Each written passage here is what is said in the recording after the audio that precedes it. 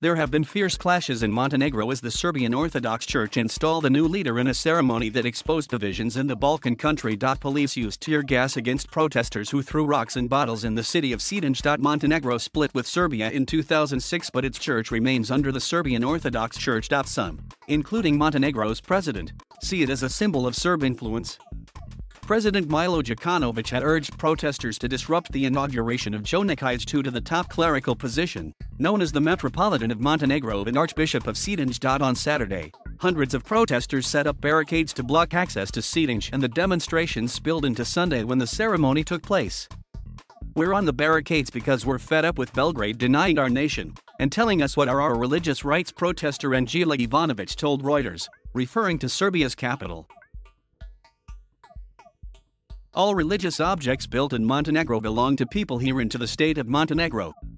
Djukanovic II and Serbian Patriarch Porphyrios were flown in by helicopter for the ceremony. Divisions over Serb influence extend to the top of Montenegro's political leadership, with the pro-Serb Prime Minister Zdravko Krivokapić branding the protests terrorist acts. President Djukanovic is still reeling from the defeat his Democratic Party of Socialists suffered in last year's parliamentary election, which came after he pushed through legislation which would have allowed the state to claim church property.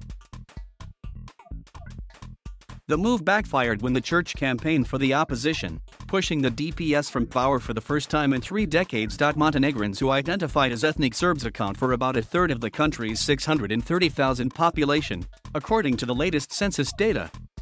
The majority of Montenegrins are members of the Serbian Orthodox Church regardless of ethnicity.